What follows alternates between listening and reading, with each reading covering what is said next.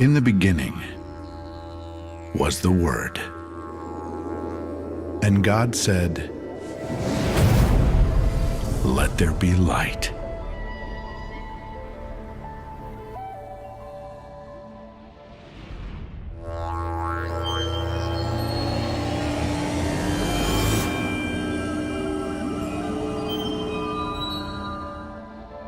Most in the West are familiar with the Christian concept, in the beginning was the Word. God spoke the Word and the world into existence. What most don't realize is that, for example, in ancient Egypt, they taught the same thing. There was Ptah, the god of technology, who went into his heart and felt the world and then spoke it into existence. Almost universally, ancient texts and traditions have always placed sound at the core of not only our existence, but the existence of the entire universe. And it begins with the powerful seed syllable, the ancient Om, which originally was never spoken, but it was felt in the body.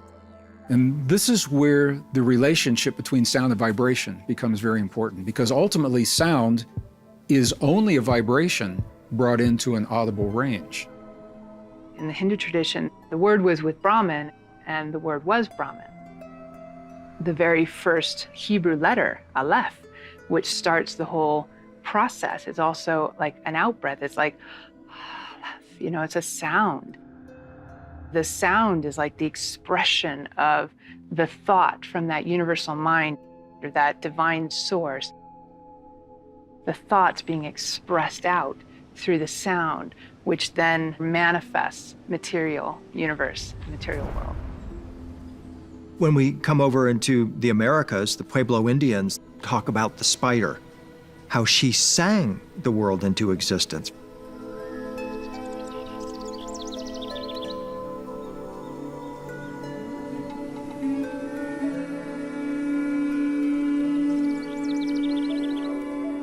In Aztec mythology, the god Quetzalcoatl used a conch shell to create the vibration that formed the first wave of life.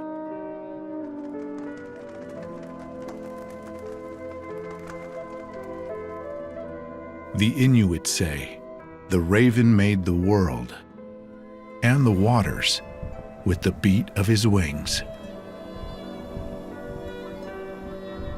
So it seems that no matter where we go or what time period, there's a belief that sound was fundamental to creation. And equally remarkable, our own genesis as human beings may well have started in a similar way. When that embryo becomes less than a millimeter in size, right? Very close to a millimeter, but not quite a millimeter, the embryo already starts to develop the first aspects of the inner ear. So the very first sense organ that is developed within the embryo is the inner ear. But then at 16 to 24 weeks, the neurodevelopment has taken place to a point where all my five senses come online, except my eyes are closed and I'm in the dark, and my nose and mouth are filled with fluids, so those aren't active. But sound travels through water 5 times better than through air. So my total experience when I'm in the womb is hearing and vibration sense.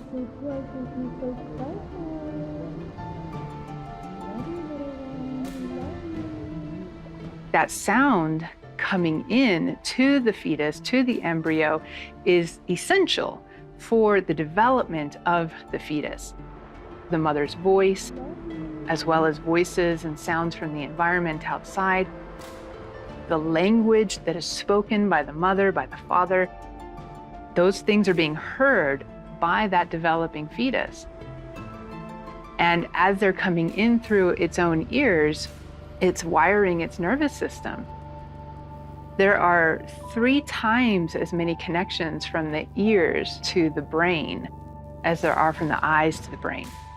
So the sounds coming in through the ears feed the neurological system. The auditory nerve directly connects to every organ in the body. It's like we're baptized in sound and vibration. and water. And we all have our own mini evolution that takes place.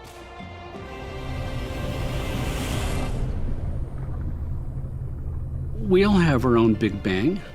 In the beginning was the void, and all of a sudden there's an explosion of me. Those sounds that it continues to hear and learn develop its perceptions, it develops personality, it develops the way the mind thinks based on the language they speak, and so forth.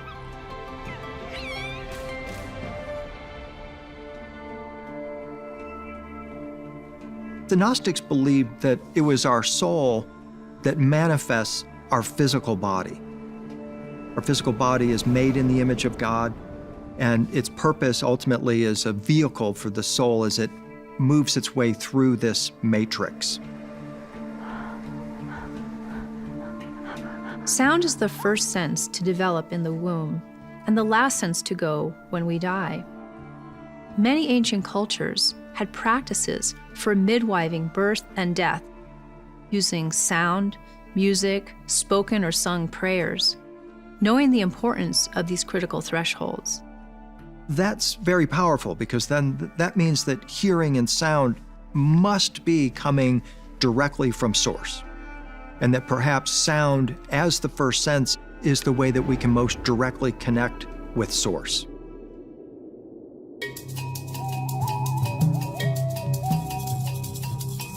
Many traditions around the world use symbols, instruments, and songs to express their origins. In the Gnostic tradition, existence is represented as a circle with a dot in the center.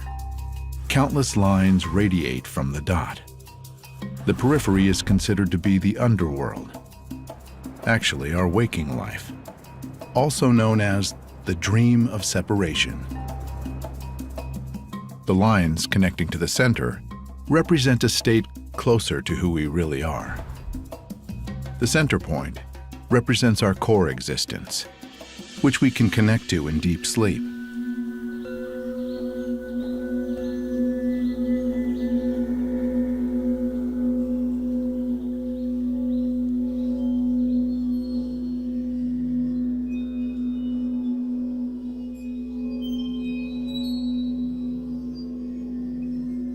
The Aboriginals, whose name means essentially in the beginning, are the oldest living culture on Earth.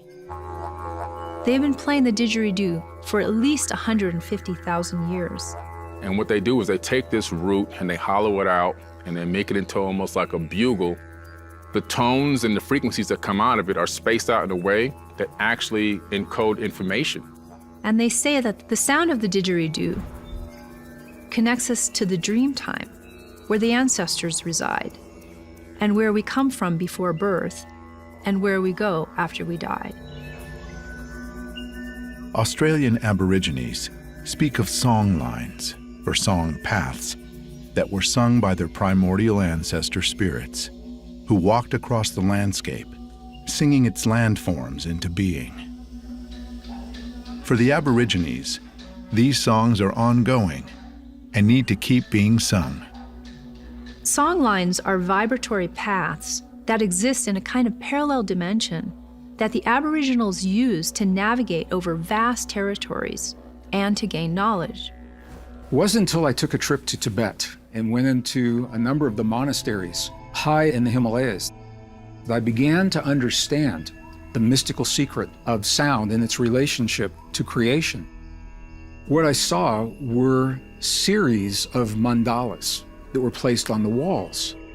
And the monks told me, this is the secret. And I said, well, what does that mean? How does it work? And he said, a long time ago, we had no way to record sound. But we know that if we project sound into matter, it will create a pattern. So what you see on the temple walls are the patterns that are reminding the monks and the nuns that if they create a very specific sound to match that pattern, then they are reproducing the sound of their ancestors.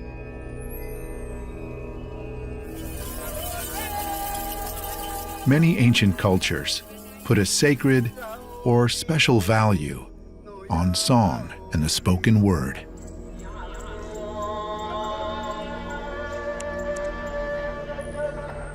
We're talking about words, we're talking about spelling, and so we're talking about casting spells. That's why they call it spelling. And so words have power. The ancients really knew this, so they chose their words very, very carefully. Words were really handpicked because they understood the power of words. There was a time, not long ago, where humans could say, "My word is as good as gold," and it was as good as a signed contract.